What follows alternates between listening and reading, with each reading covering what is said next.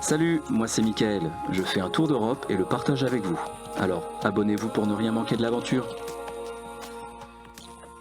Salut, alors je viens de rentrer en Norvège, non sans mal. J'ai tenté de passer par une petite route pour essayer d'avoir un poste frontière en fait sur Google Maps. Il apparaissait qu'il n'y avait pas de poste frontière à ce niveau-là. Malheureusement, cette route-là était fermée, donc je me suis dit que ça n'augurait rien de bon pour la suite.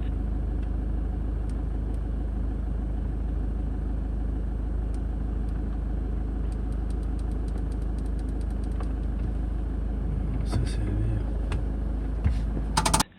Et effectivement, c'est un peu compliqué puisqu'on est passé en zone orange. La France est passée en zone orange. Et donc, à l'arrivée, vous faites tester obligatoirement, sauf si vous avez un pass et pas de pass. Donc, j'ai dû faire un test PCR sur place. Le test PCR, s'il est négatif, il vous laisse rentrer.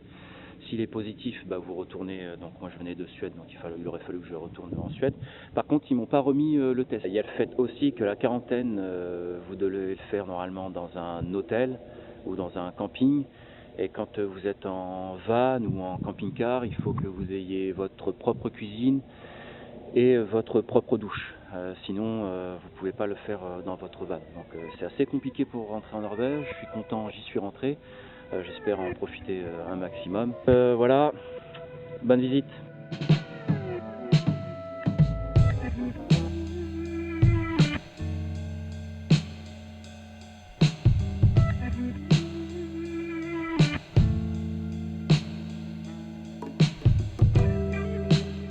Alors nous voici arrivés sur le toit de l'Opéra d'Oslo.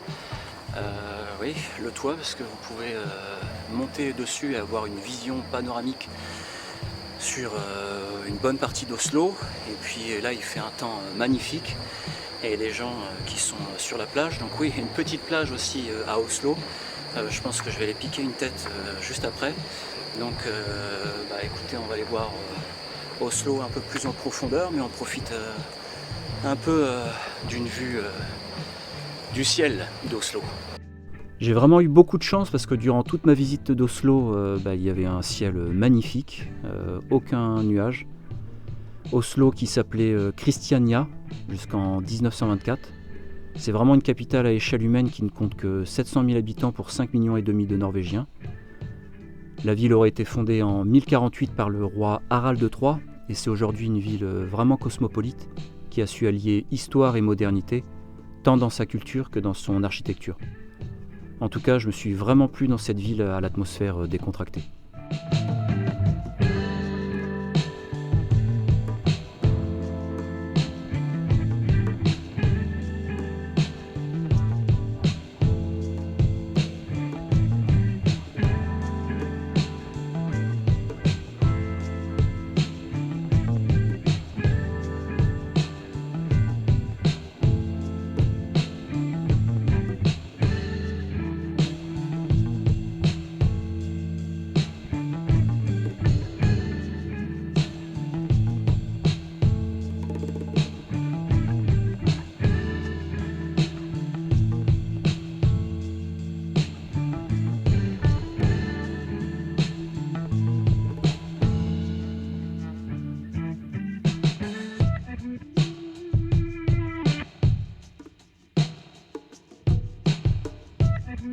Alors je suis maintenant à la citadelle d'Akershus, où la première pierre a été posée en 1299 et achevée au XIVe siècle, une position défensive.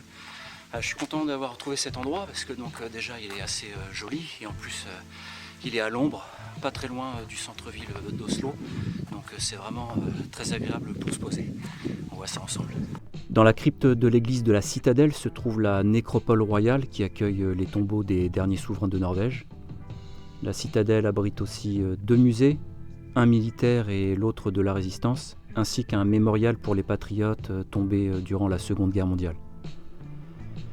Et comme bon nombre de monuments d'Oslo, elle offre de belles vues dégagées sur le fjord et sur la ville.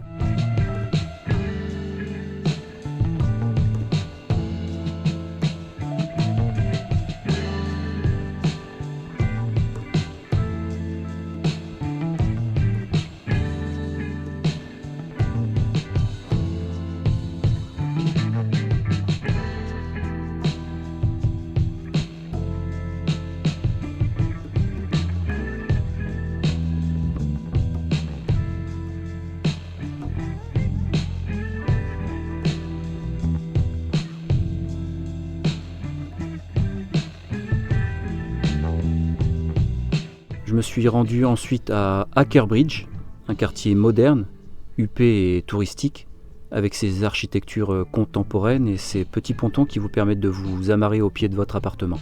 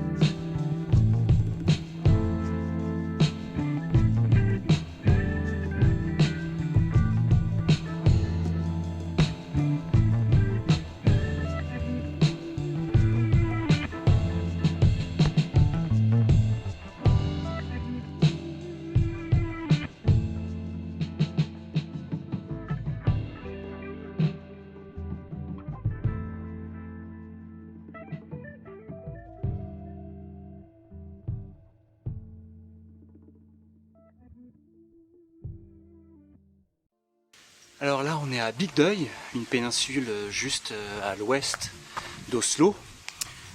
C'est très calme, très résidentiel. Par contre, il y a des petits ports et puis des plages super sympathiques. Il faut par contre les chercher pour les trouver parce qu'il n'y a pas beaucoup de chemins qui y mènent. Il compte aussi 2 musées et quelques petites randonnées. Alors des petites randonnées et aussi vous pouvez faire un sauna dans un 4x4. Je ne sais pas ce que c'est comme 4x4, un Land Rover. Donc si l'envie vous en prend, vous pouvez aussi vous faire un sauna roulant. Big Døy, c'est le lieu de villégiature préféré des citoyens d'Oslo, à condition d'avoir le portefeuille bien garni, car si Oslo est une ville chère pour se loger, cette presqu'île accueille des villas au tarif premium.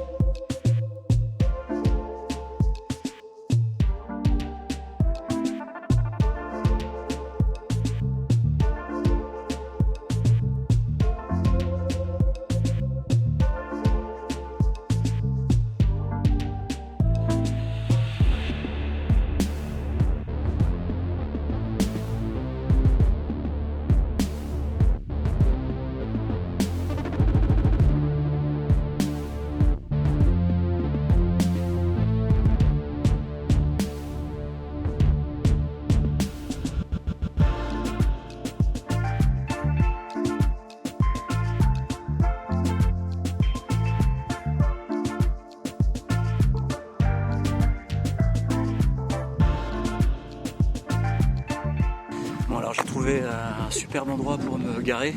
Je pense que normalement il y a suffisamment de place, ça devrait pas poser de problème. Le Palais Royal, la résidence officielle du monarque norvégien, situé au centre d'Oslo sur la colline de Bellevue. Le palais se situe juste au bout de l'avenue Karl Johans. Il a été achevé en 1836 et le palais a été agrandi de 1844 à 1849 parce qu'il était trop petit. Quand tu vis dans un camping-car de moins de 10 mètres carrés, ça prête quand même à sourire.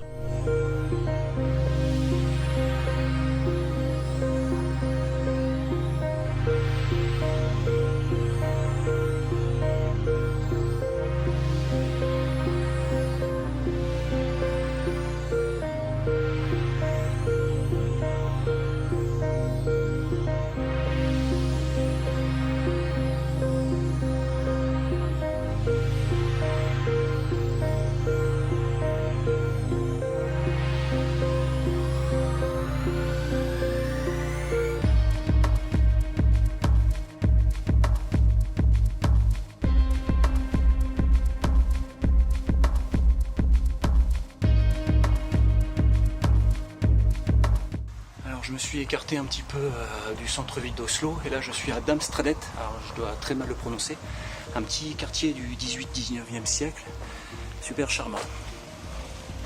En fait, il n'y a qu'une rue étroite, mais c'est le seul endroit qui a conservé ces maisons historiques en bois. Et c'est vraiment sympathique à faire, par contre ça va vous prendre 10 ou 15 minutes dans votre journée.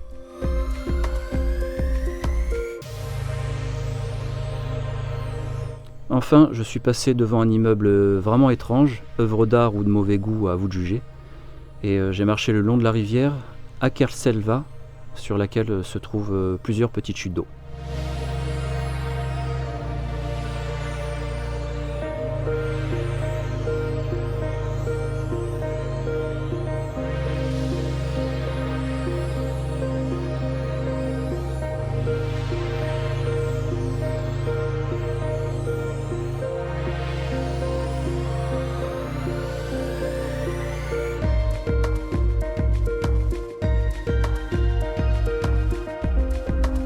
Voilà pour la petite visite d'Oslo. Je vous laisse sur ces dernières images. N'hésitez pas à vous abonner et à me laisser un petit pouce en l'air, ça fait toujours plaisir et puis ça me pousse à continuer. Et je vous dis à la prochaine vidéo.